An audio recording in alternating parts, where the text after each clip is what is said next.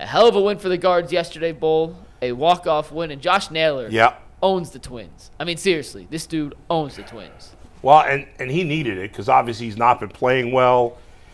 A number of guys at the top of the lineup, led by Stephen Kwan, who I guess I'm sure you guys talked about it yesterday, going on the injured list, have been struggling. They needed that. He tied up the game twice, and it was big. He put him over the 30 home run plateau for the first time in his career, and maybe that will propel him to getting back to the player he was the first half of the season here down the stretch. You got just a few games left in the regular season. They got, 9 games left, I think? Mm-hmm. And they need him. They need Kwan, Jose, and Naylor in particular to be really good in the playoffs. And by the way, another big hit by Kyle Manzardo, who comes through, because the Guardians were down 4-2 in the 10th. I know. I thought they lost. I cut it off. I was like, it's over. Yeah, I was like, it's Manzardo comes through with a big hit in the 10th inning. And then Brayan Rocchio, who they gave a good stat on the TV. I'll give him credit, Matt Underwood there, that Rocchio has hit late in, as bad as the season as it's been overall for him, late in close games. There's a stat late and close. So it's like 7th inning on, 1-run game. He's hitting 290 in those situations. So he's been clutch, and he comes through with a line drive to right, and the Guardians walk it off with 3 runs in the bottom of the ninth. The Tigers won also yesterday.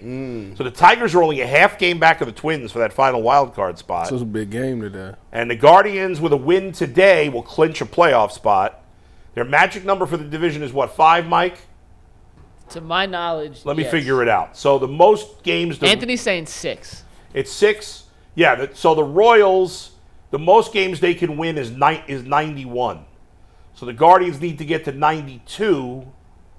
No, the magic number, 153, 91.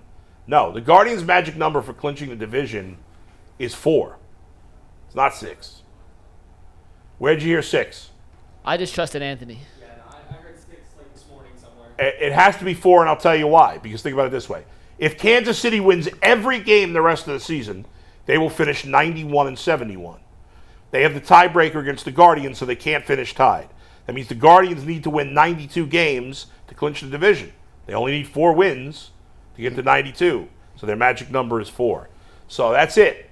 Any combination of 4 wins by them, 4 losses by Kansas City, and the Guardians clinch the division. It's going to happen. Did the Yankees clinch? The Yankees clinched a playoff spot. Not their division. The Milwaukee Brewers and their manager, Pat Murphy, is going to win Manager of the Year in the National League. They clinched the division. Did you guys see this? I thought this was funny. I was going to send Mike the picture. But so the Brewers' best player, or one of their best players, is a rookie. The Jackson Chirino thing? Jackson Chourio. Chourio, yeah. Yeah, he's a rookie, was a top prospect. They actually, even before he played a Major League game this year, they signed him to I don't know how many year contract, 10 years. Before he played 1 game in the majors. Really? He got off to a slow start this year, but they stuck with him, and he had a great second half, and he's been playing like an MVP the second half of the season. He's only 20 years old, so when they clinched the division yesterday, he couldn't drink. His teammates brought out a baby carriage with non-alcoholic beer in it for him to celebrate with. It was funny. And their broadcaster, Bob Uecker, who was a player, was 90 years old, came down. Anyway, it was a cool celebration for them. But the Guardians, I don't think, are going to celebrate clinching a playoff spot. They'll wait till they clinch the division. But it's just a matter of time. They are going to win the division and be able to set themselves up to get a bye. There, I believe, what's the standings with Houston? They're 5 or 6 out of Houston right now.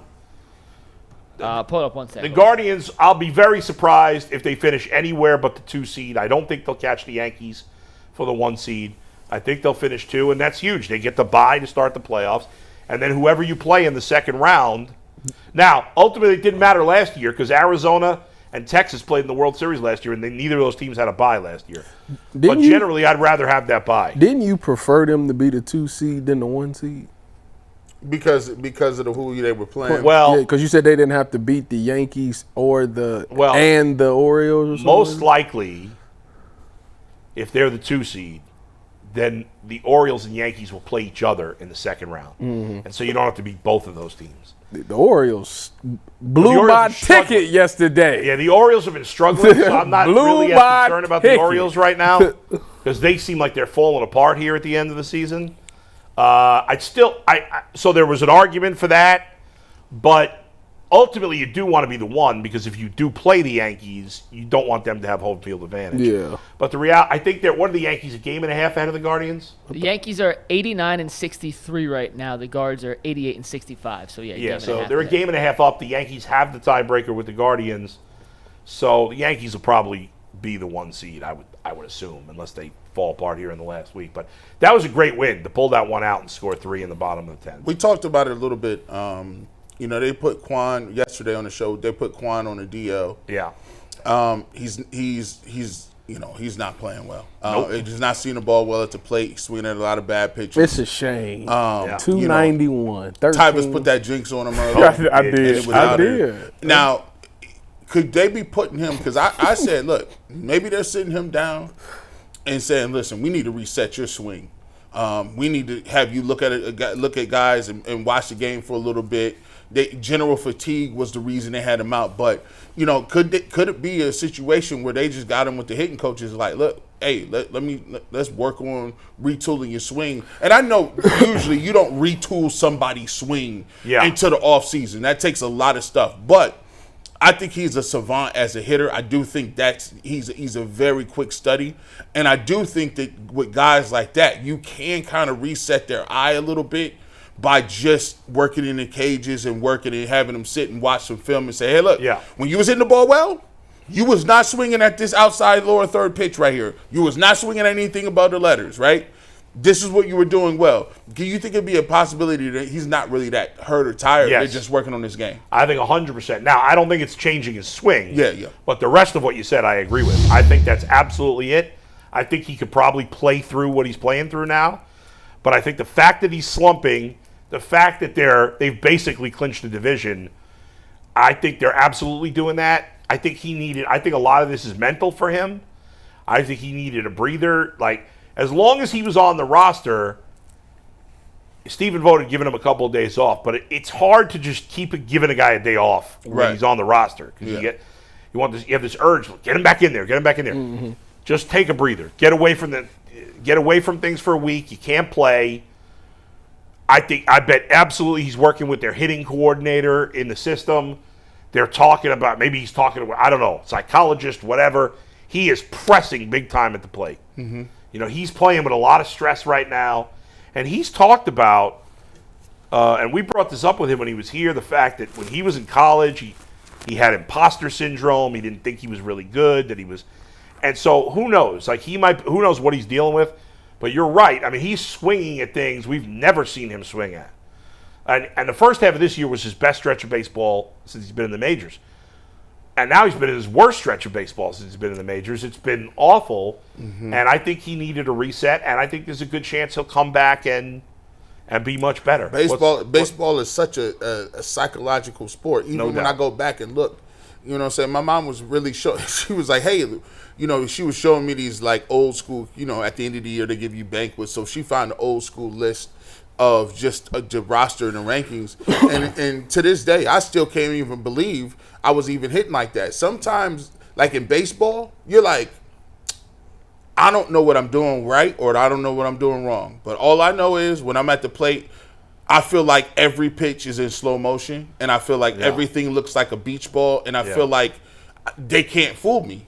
And when you're swinging bad, it's the worst place in the world to be. It's worse. Like, I played all 3 sports in high school. It's worse than, like, getting beat on you didn't keep contained as a defensive end, or you get to the free throw line and you can't hit a free throw. It's worse in baseball because you feel like there is nothing in the world you can do. It's just like you can't even put the ball on the bat. It's just you bat on the ball. Well, and you're thinking about it, and you get in your head, and once that happens, it's done. I mean, you have so little time to make that decision to swing or not that if you're in your head, you're screwed. And yes, baseball is such a game of failure. I talk to the Little League kids all the time. I'm like, the greatest hitters fail most of the time. Not Tyvus. Except for Tyvus, most of the great hitters fail most of the time. And so it's hard. You have to learn to deal with that failure. And sometimes when it's just, there was probably a point where he's hitting 390 and everybody was talking about him. Could he hit 400? That's the story. Dang. And ever since then, for a while he was probably like, I got to keep hitting because I got to hit 400. Right. And then you start doing things at the plate that are out of character. That you've never done. John Kinsey. Right. Swing at everything. Yeah, wow. Well, especially I was telling Dad. My dad, he used to be my baseball coach, and we would be playing in high school or in middle school. We'd be playing softball, and I go to get back to the game. He yell at me and be like, "What are you doing? I told you can't play softball." I'm like, "What are you talking about? You can't play softball." He said, "All right, listen, I'm going to tell you exactly what it's going to be." Man, we was playing softball for about a week or 2 weeks. In gym class, we going to play softball for. Yeah. Man, I was getting back to these games. I got back to the field, and I was like, these baseballs look like ping pong balls. These dudes is throwing BBs up here. Like, that ball looks like about this small. He's like, "I told you, you'd have messed your eye all up." I'm like, yeah, it took me about a week, but yeah, like, he knows. Like, yo. Like, I seen something yesterday. What is it about the minor league of the Guardians, the Clippers, and the Akron team? What about them?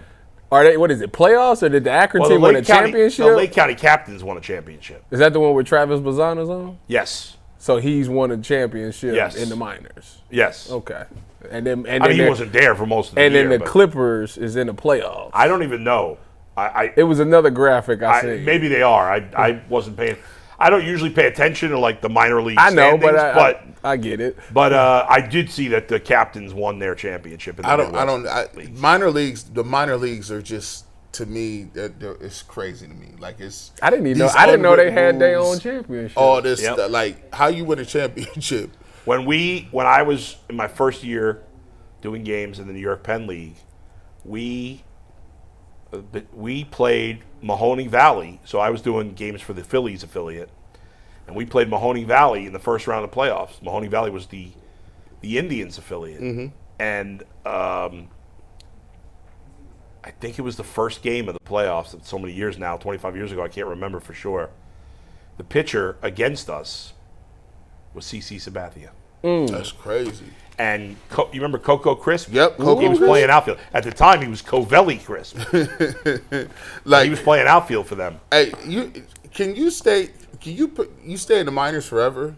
I mean, some guys. There's been a couple of guys the last few years that got called up to the majors at 30, 31. They've been in the minors for 10 years, 12. Especially the kids. There's some kids that come from like Latin America that get signed at 16 years old, and they never. What's the pay in the minors? Not much. That's the second. That was the second. It's better now, but it used to be terrible. Like 60,000. I don't even think that much. Maybe now. What? It depends on what level. What? It depends on what level. The Clippers. How long you been there? Those guys are probably making 60 grand.